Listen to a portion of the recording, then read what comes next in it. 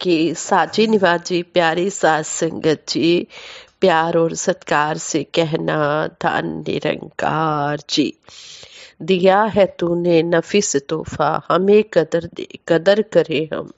ए खुदाया, हम तुझे समझ सके, हमारी नजरों को वो नजर दे। सात संगत जी, सतगुरु निरंकार दातार का हम हर पल शुक्राना करते हैं और यही अरदास करते हैं, हे सतगुरु सच्चे पातशाह, जिस तरह आप जी ने ब्रह्म ज्ञान दिया है, इसी तरह ध्यान भी देना, इसी तरह हमारा अटूट विश्वास भी बना रहे। आप जी जो जो भी शिक्षाएं हमें दे रहे हैं, हम उन शिक्षाओं को जीवन में अपनाते चले जाएं और आशीर्वादों के पात्र बनते चले जाएं। सात संगत जी कहते हैं, पुराने समय में सेठ लोग अपनी शोभा करवाने के लिए अनेक उपाय करते थे। कोई कुआं खुदवा देता था, कोई प्याऊ लगवा देता था, तो कोई आए गए यात्रियों के लिए सराय बनवा देता था, धर्मशाला बनवा देता था। आज भी सेठ लोग इस तरह के काम करके यश प्राप्ति की इच्छा करते हैं। ऐसे ही एक सेठ लाहौर में रहते थे। उसने वाहवाही हासिल करने के लिए शादियों के अवसर पर काम आने वाले बर्तन जैसे बड़े बड़े थाल थालियां, कटोरे कटोरियां, पतीले पतीलियां, कड़छे कड़छियां आदि खरीद कर इकट्ठे कर रखे थे। लोग ये बर्तन गिन कर ले जाते और शादी संपन्न होने के बाद गिनकर वापस लौटा जाते।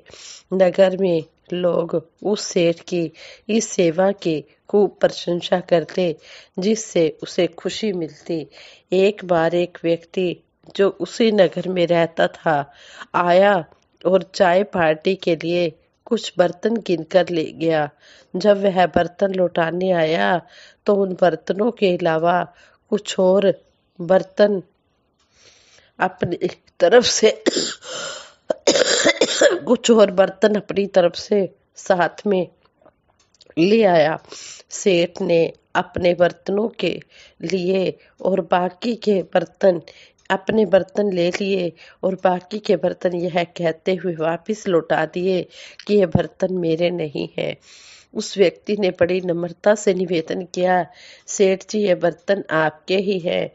बात यह है कि रात को आपके बर्तनों ने इन्हें जन्म दिया है, इसलिए आपके बर्तनों के बच्चे होने के कारण ये बर्तन भी आपके ही है। पहले तो सेठ कुछ झिझका, लेकिन तभी शैतान लालच ने चुपके से वार कर दिया और सेठ ने चुपचाप वे जो ज्यादा बर्तन आए थे वो भी रख लिए। कुछ दिनों के बाद वह व्यक्ति फिर आया और काफी सारे बर्तन दे गया। इस बार जब वह बर्तन वापस देने आया तो फिर कुछ बर्तन ले आया। सेठ को इस बार वे बर्तन देते हुए जरा भी संकोच नहीं हुआ, क्योंकि लालच का असर उस पर पड़ चुका था। खैर इसी तरह एक बार फिर वह आया और लंगर के बहाने सारे बर्तन ले गया, यहाँ तक कि घर के बर्तन जो किसी कीमती धातु के बने हुए थे वह भी ले गया। सेठ ने खुशी खुशी खुशी सारे बर्तन उसे दे दिए। दूसरे दिन वह व्यक्ति बर्तन लेकर वापस नहीं लौटा। पहले तो सेठ शांत रहा, लेकिन जब वह तीसरे दिन भी नहीं आया तो सेठ को चिंता हुई। सेठ ने एक दो दिन और इंतजार की, पर वह वापस नहीं लौटा और ना ही उसने बर्तन वापस भिजवाए। अब तो सेठ घबरा गया। घबराकर वह स्वयं उस व्यक्ति के घर पहुंच गया। उस व्यक्ति के घर पहुंचकर सेठ उस व्यक्ति से बोला, भाई तुमने अभी तक बर्तन क्यों नहीं लौटाए? उस व्यक्ति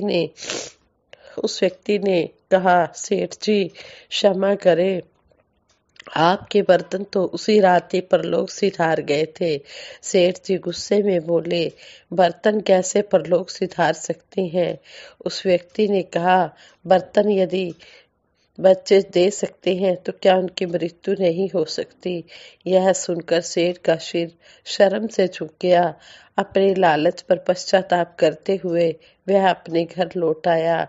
लालच शुरू में तो बड़ा ही अच्छा लगता है, लेकिन इसका अंत दुख में ही होता है। इसलिए हमें कभी भी लालच इतना नहीं करना चाहिए कि हमारा लालच जो है वो बढ़ता जाए। अगर हमने लोभ लालच करना है तो राम नाम धन का करना है, प्रभु परमात्मा का सिमरन करना है, इसको ज्यादा से ज्यादा इकट्ठा करना है। यही हमारा लोक में भी काम आने वाला है और परलोक में भी काम आने वाला है। ये माया तो नागिन की तरह इंसान को डस लेती है। जितना जितना माया में इंसान लिप्त होता जाता है, उतना उतना वो अपने लिए दुख इकट्ठे करता चला जाता है। संपूर्ण अवतार वाणी में शहंशाह बाबा अवतार सिंह जी महाराज इस शब्द द्वारा भी हमें समझा रहे हैं, माया रंग बिरंगी जेड़ी तेरा जी पर चांदी है, पक्की गल समझ लै मेरी ए आंदी ते जांदी है। सुख दुनिया दे परछावे ने, जेकर प्रीतां पावेंगा, ढल के परछावे जिसम रोएगा कुरलाएगा। संगी साथी जिन्ने तेरे ਕੰਮ ਕਿਸੇ ਨੇ ਆਣਾ ਨਹੀਂ, ਸੱਕੇ ਸਾਕ ਸੰਬੰਧੀਆਂ ਚੋਂ ਵੀ ਆ ਕੇ ਕਿਸੇ ਬਚਾਣਾ ਨਹੀਂ। ਆਖਿਰ ਨੂੰ ਕੰਮ ਗੁਰੂ ਨੇ ਆਣਾ, ਗੋਰੇ ਚਿੱਟੇ ਚਮ नहीं, अवतार दे सिख तो लेखा मंगे, धर्म राय दा दाम नहीं। ये अगर तू गुरु की शरण में आकर ये राम नाम धन इकट्ठा करेगा तो तेरा ये लोक भी सुखी होगा और परलोक भी सुहेला हो जाएगा। लेकिन अगर तू इस रंग बिरंगी माया में ही अपने मन को लगाएगा तो ये माया तो आनी और जानी है। ये माया सुख और दुख देती है। तू इस परमपिता परमात्मा से जुड़ जा, जो परमानेंट सुख देने वाला है, जिसके चरणों में जुड़कर परमानेंट आनंद मिलता है। ये सुख को चाहे सदा शरण राम की ले। अगर हम परमानेंट सुख प्राप्त करना चाहते हैं तो सतगुरु की शरण में ले, इस परमात्मा के हो जाए। कहते हैं परमात्मा ने जो लिख दिया है वह होकर ही रहता है। जो परमात्मा ने लिख रखा है वही होगा। अपनी तरफ से कुछ भी करने का उपाय नहीं है, कोई बदलाव नहीं हो सकता। जब सब कुछ प्रभु के हाथ में है तो चिंता किस बात की, फिर भार किसका? जब तुम बदलना ही नहीं चाहते कुछ, जब तुम इस प्रभु की रजा में राजी हो, इसकी मर्जी में राजी हो, जब तुम्हारी अपनी कोई मजबूरी नहीं, तब बेचैनी कैसी? तब सब कुछ हल्का हल्का हो जाता है। पंख लग जाते हैं, तुम उड़ सकते हो इस विशाल आकाश में, इस बेअंत निरंकार में। एक ही तरीका है, परमात्मा की मर्जी। यह जैसा करवाए, यह जैसा रखे वैसा रहे। एक नवाब ने बाजार से एक गुलाम खरीदा। गुलाम स्वस्थ और सजग था। नवाब उसे घर लाया। उसने गुलाम से पूछा, तू कैसे रहना पसंद करेगा? गुलाम ने कहा, मालिक की जो मर्जी, आप जैसा रखेंगे वैसा मैं रहूंगा। फिर नवाब ने पूछा, तू क्या पहनना पसंद करता है, क्या खाना पसंद करता है?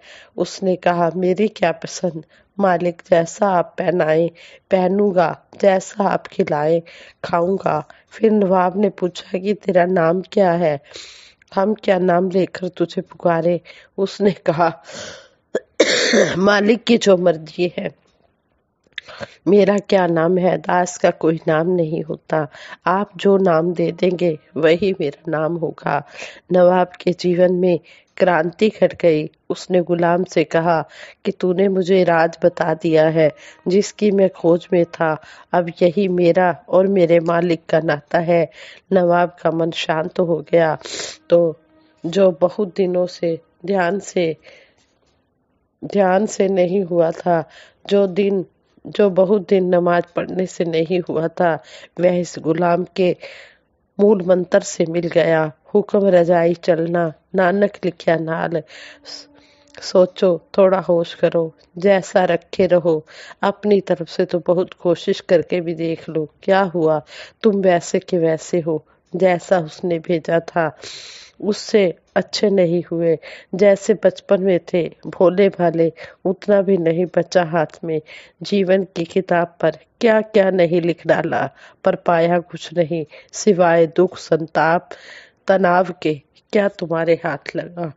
थोड़े दिन प्रभु की सुनकर प्रभु पर छोड़ दें, फिर देखें जीवन कैसे आनंद में भर उठता है।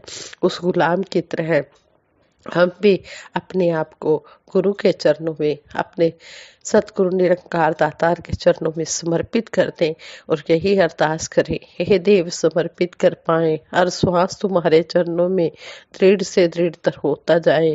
विश्वास तुम्हारे चरणों में, इतनी शक्ति हमें देना दाता, मन का विश्वास कमजोर होना। हम चले नेक रास्ते पर, हमसे भूल कर भी कोई भूल हो ना। साथ संगत जी प्रेम से कहना, धन निरंकार जी।